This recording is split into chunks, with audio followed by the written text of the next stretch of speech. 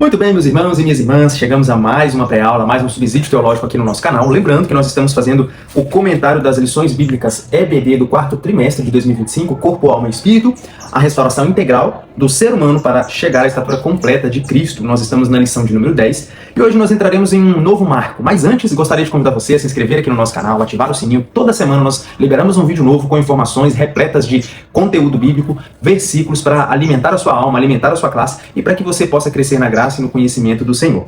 Hoje nós iremos falar sobre espírito, o âmago da vida humana. Vamos fazer as leituras iniciais e depois a gente faz alguns comentários. O texto áureo está em Zacarias, capítulo 12, versículo 1, que diz: peso da palavra do Senhor sobre Israel. Fala o Senhor, o que estende o céu, o que funda a terra e o que forma o espírito do homem dentro dele. A verdade prática, uma vez livre, nossa alma recebe vida espiritual e dirige nosso corpo para adorar e servir ao Criador. A leitura bíblica em classe está em alguns textos isolados, como Gênesis capítulo 2, versículo 7, que diz: e formou o Senhor Deus o homem do pó da terra e soprou em seus narizes, ou em suas narinas, o fôlego da vida, e o homem foi feito alma vivente. Texto de Eclesiastes, capítulo 12, verso 7, diz também: e o pó volte à terra como era, e o espírito volte a Deus que o deu. E agora o texto áureo que nós lemos, Zacarias, capítulo 12, versículo 1, diz: peso da palavra do Senhor sobre Israel, fala o Senhor, o que estende o céu, o que funda a terra, e que forma o espírito do homem dentro dele. E também João, capítulo 4, verso 24, que diz: Deus é espírito, e importa que os que o adorem em espírito e em verdade. Então, irmãos, entramos em mais um marco. Nós já falamos sobre o corpo, nós já falamos sobre a alma, e agora nós iniciamos a parte das lições onde nós trataremos sobre o espírito do ser humano. Nós vemos que no decorrer das Escrituras, a ideia bíblica, como diz lá em 1 Tessalonicenses, capítulo 5, versículo 23, que tanto o nosso espírito, quanto a nossa alma, quanto o nosso corpo sejam integralmente, completamente santificados até a volta do nosso Senhor Jesus Cristo. Ou seja, o conteúdo bíblico, a ideia de Deus de restauração do homem caído é restaurá-lo por completo. Nós já aprendemos e entendemos um pouco sobre como é a formação do corpo do ser humano, como ele formou, quais são as suas características, o que o compõe, que é o que nós chamamos de tricotomia humana, que é o termo teológico da antropologia bíblica, a antropologia cristã, que trata sobre a doutrina do homem, é a tríplice formação do ser humano, corpo, alma e espírito. E aí nós aprendemos sobre o corpo, nós aprendemos sobre a alma, as emoções, os sentimentos, o que compõe a alma, o que de fato é a alma, e hoje nós adentraremos sobre o espírito, o âmago da vida humana. A importância desse tema a relevância, digamos assim, é aprendermos sobre a importância da comunhão, o que faz com que a nossa comunhão entre nós, meros seres humanos, possamos ter contato com o Criador, com o Deus Criador de todo o universo. É através do nosso Espírito que nós temos esse contato. Então, aqui no tópico 1, nós vamos falar sobre o sopro divino, a concessão do Espírito. Basicamente, nessa primeira lição, vai ser um pouquinho do que nós já vimos lá desde os primórdios, desde a lição de número 1. Então, nós vamos falar agora no tópico 1 sobre o fôlego da vida, que é como o homem de fato passou a ser alma vivente. Como está descrito em Gênesis capítulo 2, versículo 7, só para a gente ganhar tempo, vamos fazer algumas passagens rápidas aqui, porque a gente já tratou muito sobre isso.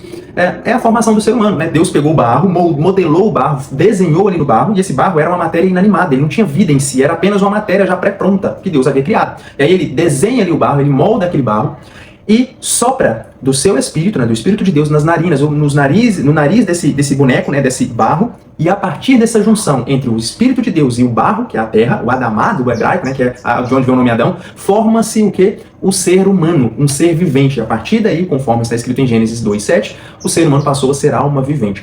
Antes disso, toda a criação ela foi feita através de formas verbais, de expressões verbais de Deus. Haja, produza, frutifiquem, ajuntem. Deus foi dando os verbos e isso foi fazendo acontecer. Haja luz e houve luz, ajuntem-se os animais, ajuntem-se as porções da terra. Isso foi a criação. Mas no homem houve um processo diferente. No homem, Deus, ele modelou e ao mesmo tempo soprou. Não foi apenas um verbo, uma palavra que saiu de sua boca. Houve ali um relacionamento, um tempo gasto, uma dedicação a mais do que nas demais criações. E aí, a partir daí, o homem passa a ser receber o fôlego de vida, a ser a alma vivente, e o espírito que ele recebe de Deus é a parte imaterial. Nós vimos que a alma, tanto a alma quanto o espírito, elas estão intrínsecas, ligadas uma à outra, e elas são a parte imaterial do ser humano. Eu gosto muito de exemplificar isso com uma casca de um ovo. Se você pega o ovo, ele é composto de 3 elementos. Ele tem a casca, ele tem a gema, ele tem a clara e ele tem a gema. 3 elementos. Para você ter acesso à gema, você primeiro precisa passar pela clara. E para você ter acesso à clara, você precisa primeiro passar pela casca do ovo. Então a casca do ovo é basicamente o que nós temos, é o nosso corpo, é a parte material, tangível, tocável, palpável. A clara seria o que? A alma do ser humano, é aquela parte que está sendo protegida pelo corpo, e a gema do ovo seria o exemplo do espírito do ser humano, ou seja, os três ligados em apenas um. Com isso, irmãos e irmãs, o tema dessa lição é o espírito sendo o âmago da vida do ser humano. Por quê? Nós aprendemos que esse corpo, essa casca, esse recipiente, ele é algo terreno, ele é algo feito do barro, do pó da terra. E conforme nós vamos ler aqui, Eclesiastes capítulo 7, capítulo 12, versículo 7, vai falar que o pó vai voltar para o pó. Mas e aí? Quem é o Rafael de fato? O Rafael de fato é a alma que está dentro desse corpo, dentro dessa casca. Essa alma é o que fez a junção, é o que foi criado no momento em que Deus soprou o seu espírito no barro, passou a ser alma vivente, passou a existir de fato o Rafael. O Rafael, essas emoções, esses sentimentos, né, o seu autoconhecimento de si mesmo, o conhecimento de si, ele acabou a passar a existir. E o nosso espírito é o que fez e faz com que nós nos relacionemos com o nosso Criador. Então, já no ponto 2, falando sobre a singularidade do espírito, nós vamos ver inúmeras passagens bíblicas que tratam sobre isso. Nós vamos entender que existem discussões teológicas sobre o homem ele é dicotômico, não, o homem é tricotômico, e são discussões, digamos assim, discussões teológicas que perpassam os séculos, né? Nunca chegou-se a um consenso, o homem é isso, o homem é aquilo. Você vai ver, tem determinada religião, determinados teólogos que eles dizem que o homem é composto só de corpo, alma e espírito, porque eles entendem que a alma e o espírito é um só. Outros, né, como nós cremos que o ser humano ele é composto de três, né? A tricotomia, o corpo, a alma e o espírito, e cada um tem a sua essência, cada um tem a sua singularidade. E da mesma forma, o espírito ele tem a sua singularidade. Por quê? Porque ele veio, é a parte de Deus em nós. É o que nos liga, o que nos faz ter contato com o Criador. Vamos fazer a leitura de alguns textos, né? Nós já lemos aqui Zacarias 12, que diz que Deus é que forma o espírito do homem dentro dele, ou seja, Deus formou o espírito no momento em que soprou dentro de nós. Aí, Jó, vai lá no livro de Jó, um livro antes de Salmos, no capítulo de número 7, no versículo de número 11, olha só que texto interessante. É um dos textos no Antigo Testamento que mostra exatamente a singularidade, né? As três expressões, corpo, alma e espírito, em apenas um texto. Jó, capítulo 7, versículo de número 11. É um dos questionamentos de Jó para Deus. E no versículo 11 ele diz assim: por esse motivo não calarei a boca, e falarei da angústia do meu espírito. Eu me queixarei da amargura da minha alma. Ou seja, que ele está claramente dizendo, está fazendo a separação de cada um dos componentes, dos elementos que compõem o ser humano. Quando ele usa o termo boca, ele está fazendo uma referência ao corpo. Eu não calarei a minha boca, ou seja, o meu corpo não vai ficar calado, ele vai se expressar.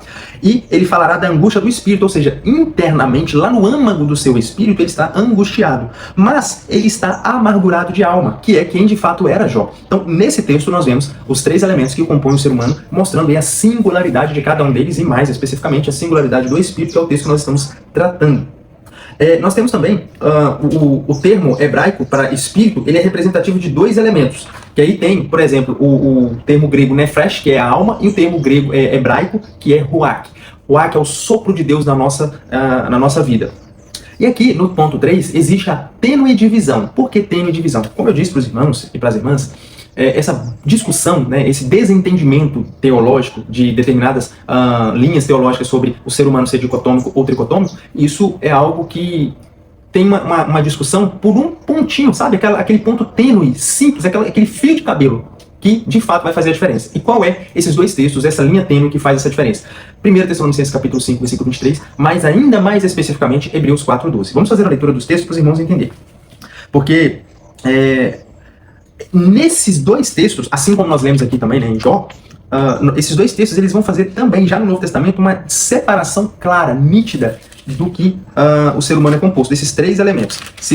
Primeira carta de Paulo aos Tessalonicenses, né, duas cartas, uma carta antes de Timóteo. Então, primeira carta de Paulo aos Tessalonicenses, capítulo 5, versículo número 23, foi um dos temas dos textos áureos das lições, se não me engano, na primeira lição, nós passamos por esse texto. Olha só a oração que Paulo está fazendo pela igreja em Tessalônica. Ele diz assim, que o próprio Deus de paz vos santifique integralmente, ou em algumas versões, vos santifique em tudo. Tudo o quê? Integralmente o quê, irmão Rafael?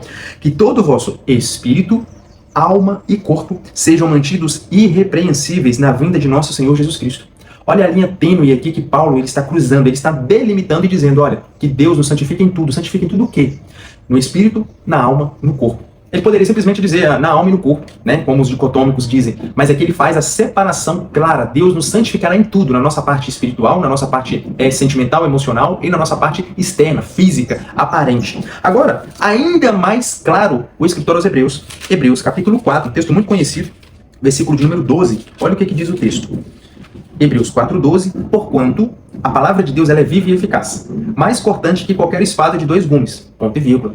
Por que ela é mais cortante do que uma espada de 2 gumes? Porque ela tem um diferencial. Ela é capaz de penetrar até ao ponto de dividir a alma e o espírito, juntas e medulas, e é sensível para perceber os pensamentos e intenções do coração. Aqui o escritor aos Hebreus ele ainda está sendo mais direto, mais claro sobre essa linha tênue que muitos não querem ultrapassar, dizendo, olha, a palavra de Deus, ela consegue dividir aquilo que ninguém consegue, aquilo que espada nenhuma mais afiada de 2 gumes consegue. E o que é isso? É a divisão entre a alma e o espírito. É a porção separada da alma e do espírito. Ela é capaz de penetrar ao ponto de dividir a alma e o espírito juntas e medulas e é sensível para perceber os pensamentos e intenções do coração. Ou seja, aqui nós estamos vendo as 3 partes sendo distinguidas claramente, abertamente. Nós vamos falar um pouquinho mais sobre esse texto mais à frente. Então, meus irmãos, nesse primeiro ponto foi bem rápido, foi mais um resumo. Por quê? Porque isso aqui nós já vimos nas lições anteriores, né? O sopro divino, como que foi a concessão do Espírito, a formação lá no Éden, Gênesis 2:7, onde Deus sopra naquele barro o Espírito de Deus e ele passa a ser alma vivente. Face divisão, a singularidade, o Espírito do homem, ele é algo singular, é algo único nele.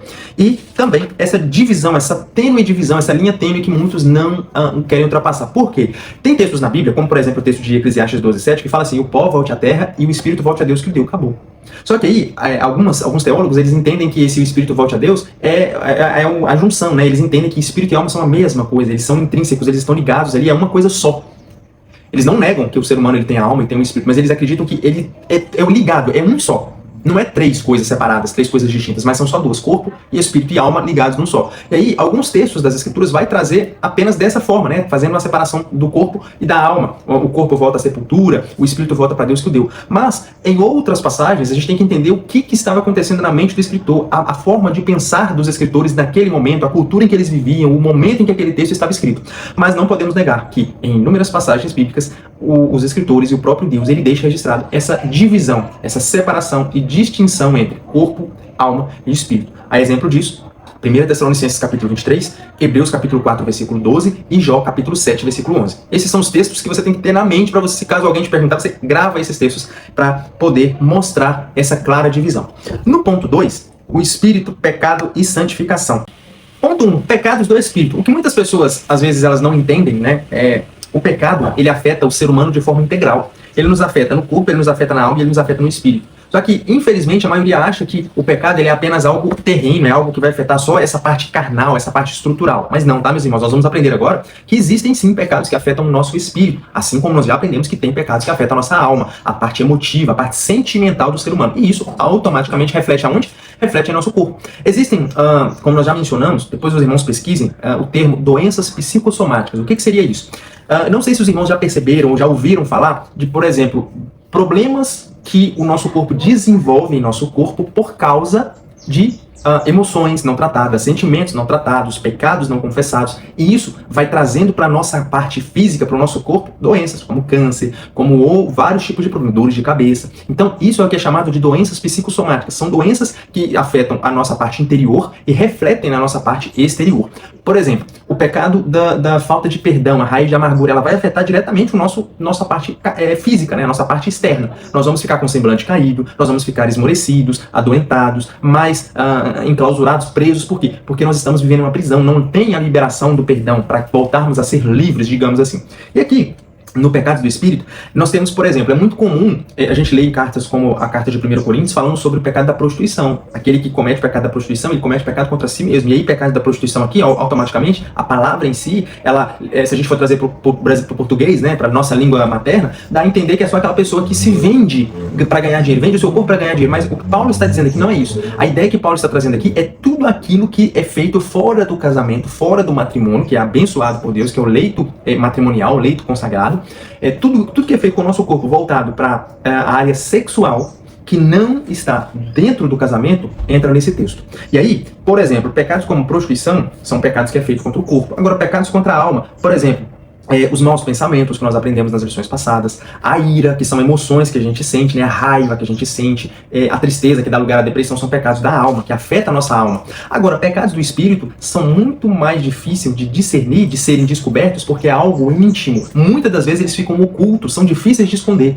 Por exemplo, orgulho, soberba, a vanglória, a inveja, a arrogância são exemplos de pecados cometidos no espírito e que, se você não falar, não confessar e não tratar, possivelmente as pessoas dificilmente vão perceber.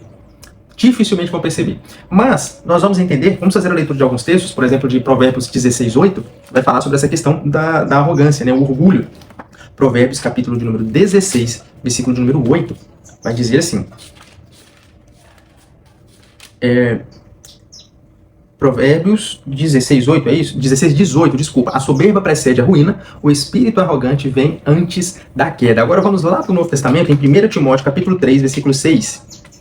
Primeira carta de Paulo a Timóteo, capítulo 3, versículo de número 6. Olha o que o texto vai dizer.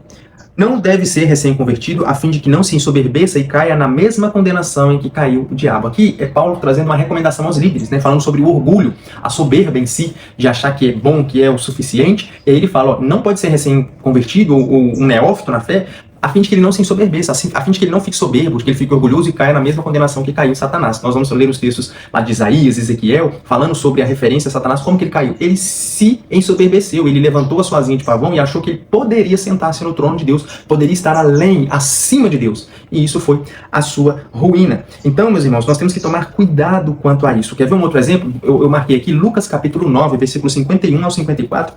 É um texto onde Jesus estava pregando aos samaritanos, e os samaritanos rejeitam a mensagem de Jesus, e aí levanta dois irmãos, os famosos filhos do trovão.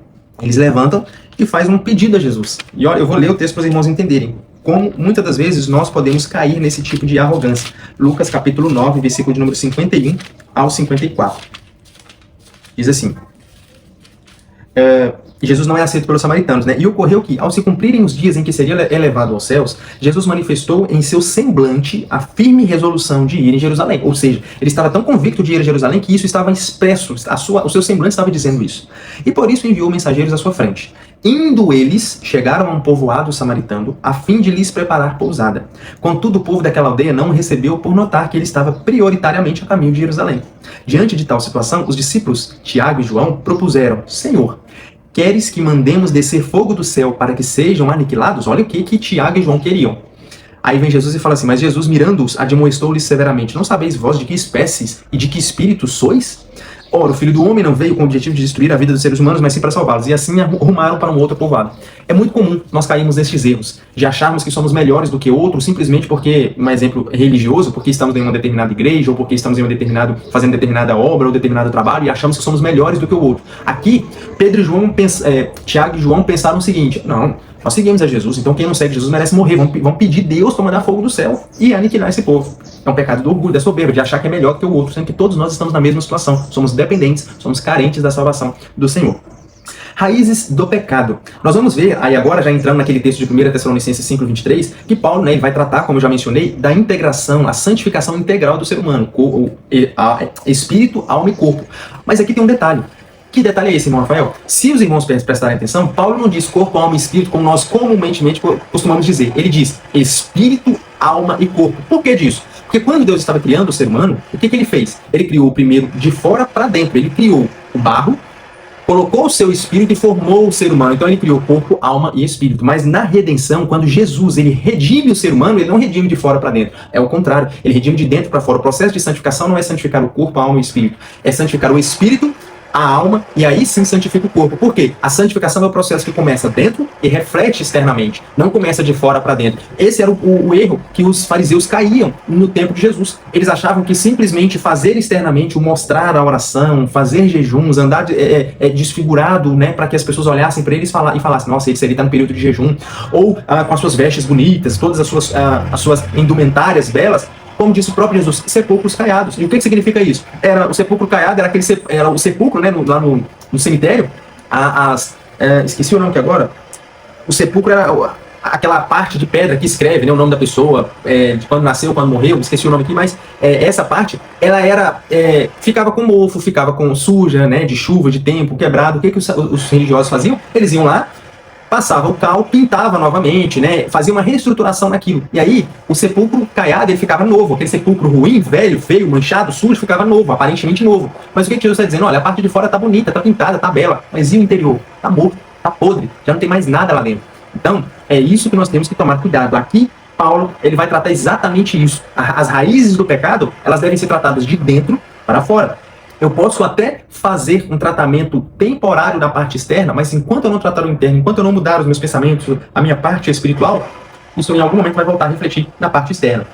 O próprio Senhor Jesus, lá em Mateus capítulo 15, versículo 19, né, quando os fariseus, os religiosos, eles chegaram a Jesus e falaram assim, olha, seus discípulos não lavam as mãos para comer as refeições. Aí, né, porque na cultura deles, eles imaginavam que se a pessoa não lavasse as mãos, não coasse os alimentos, né, poderia entrar um mosquito e isso contaminaria ele. E vem Jesus e fala assim, não, o que contamina o homem, lá em Mateus 15, 19, o que contamina o homem não é o que entra, mas é o que sai, porque é do coração que procedem as saídas da vida, conforme Provérbios 4, 23. E aí vai dizer que é do coração que procedem as imoralidades sexuais, os homicídios, as mentiras, porque começa tudo de dentro. E se nós não tratarmos o interior, mais uma vez, o nosso exterior fica como um sepulcro caiado. Ele pode até parecer bonito, pode até parecer crente, andar como crente, falar como crente, mas não é, não são, tá bom? Vencendo o pecado, o terceiro ponto.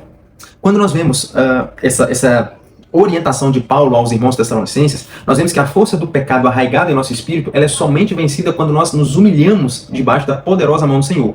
Como nós vimos, um dos pecados do espírito é o orgulho, a soberba, a inveja, que são coisas que estão atreladas à falta de simplicidade, à falta de humildade. A pessoa invejosa, ela pode ter uma vida boa, ela pode ter, humanamente falando, condições financeiras boas, mas por ela ter inveja dentro de si, ela vê uma pessoa que às vezes não tem tanto quanto dela e ela inveja. Por quê? Não é porque ela quer aquilo para ela tem condição financeiramente de ter, mas internamente ela deseja o que é do outro. Por isso que um dos mandamentos lá de Êxodo capítulo 20 é: não cobiçarás a casa do teu próximo, o boi do teu próximo, a terra do teu próximo, a mulher do teu próximo, não cobiçarás o que é do outro, porque a inveja, ela trabalha em cima disso. É uma pessoa que ela não tem dentro de si a simplicidade, a humildade de reconhecer que nós somos falhos e que nós precisamos do Senhor. Da mesma forma, o orgulho, aquela pessoa arrogante que acha que ela é melhor que todo mundo, que ela não precisa de ninguém, que ela não precisa de Deus, porque ela consegue com suas próprias mãos fazer as coisas. Mas o conselho é: purifiquemo-nos de todos os pecados, inclusive os do Espírito, pelos meios da graça, aperfeiçoando a santificação no temor do Senhor.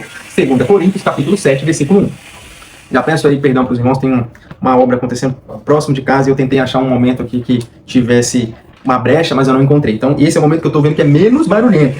2 Coríntios, capítulo 7, versículo 1. Só para nós pularmos essa parte. Amados, visto que temos essas promessas, purifiquemo-nos de tudo que possa contaminar o corpo e, por consequente, a alma, aperfeiçoando a santidade no temor de Deus. E, por fim, irmãos, última parte: regeneração e adoração. O novo nascimento. Nós vimos no livro de João, no Evangelho de João, nós aprendemos lá em João 3 sobre o novo nascimento. E a vitória sobre o pecado, ela começa quando? Quando nós nascemos de novo. Porque, por natureza, naturalmente, nós já nascemos caídos, falhos. A nossa natureza pecaminosa, ela tende ao pecado, à carne. Mas quando nós nascemos novamente, nós temos a possibilidade de vencer o pecado. E isso foi feito através de um espírito regenerado, de um espírito de regeneração. Esse é um dos processos dos passos da santificação, dos processos de santificação. A regeneração, ela é o homem carnal, o homem natural, sendo regenerado com seu espírito, alma e corpo ao novo nascimento, ao homem espiritual, ao homem que abandona a sua carne, né? Ao homem nascido do espírito.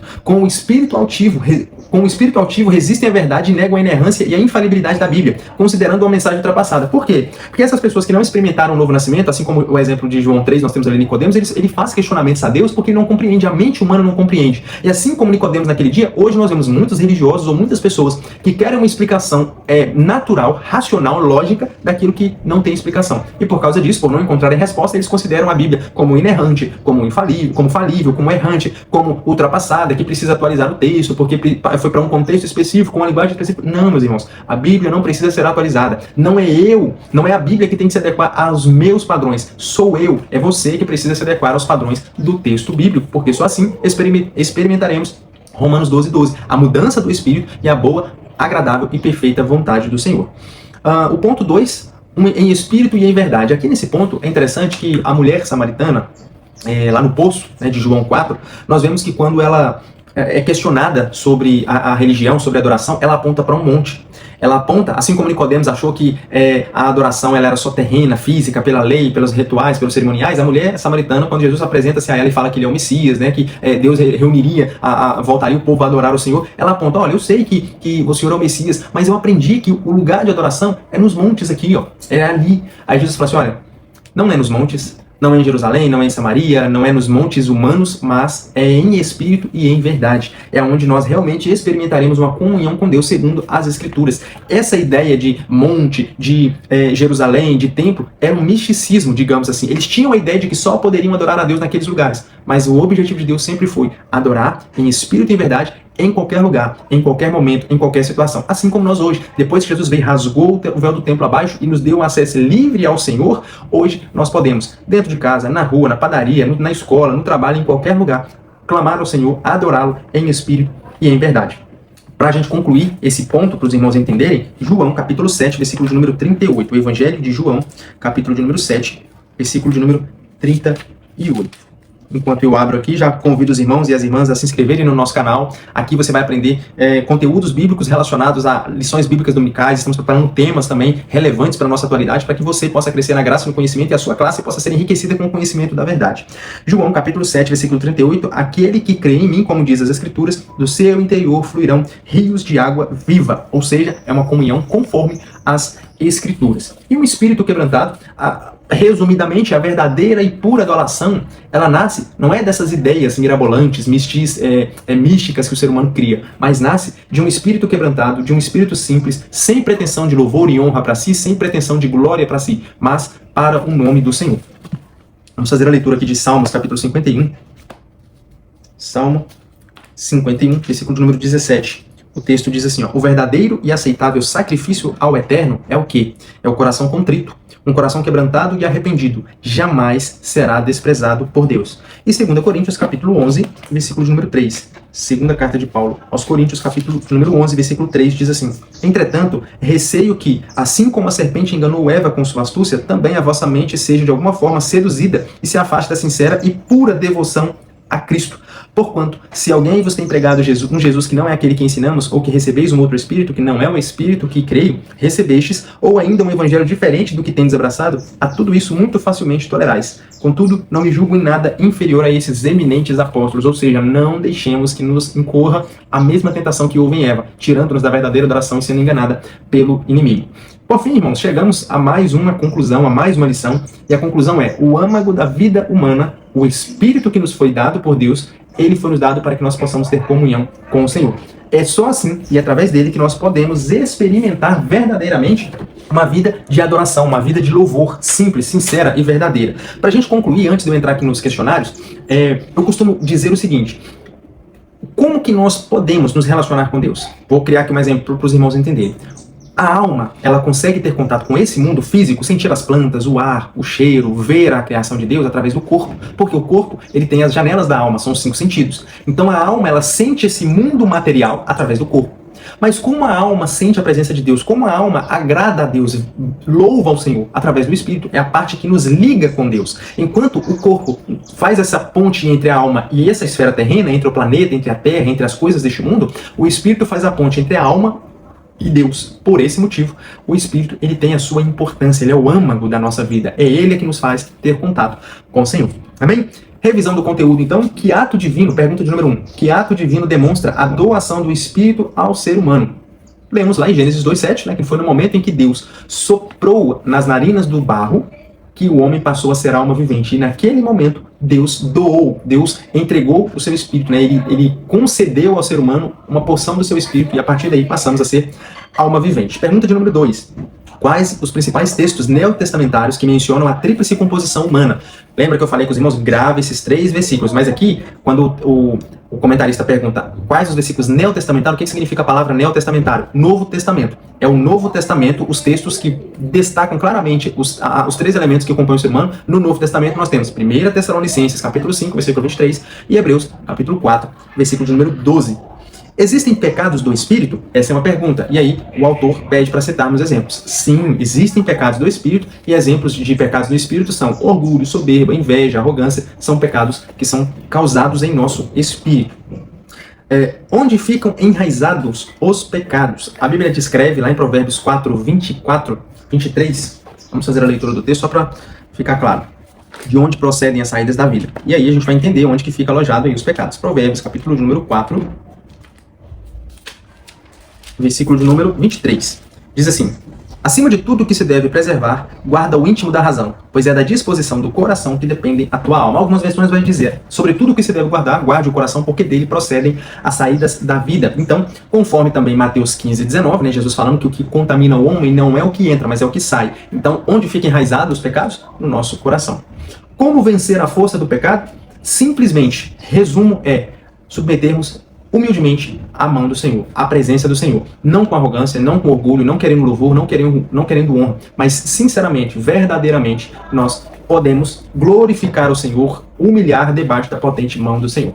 Amém? Irmãos e irmãs, agradeço a presença de cada um aqui nesse vídeo e que Deus possa abençoar a sua semana, a sua classe, a sua aula. Fiquem com Deus.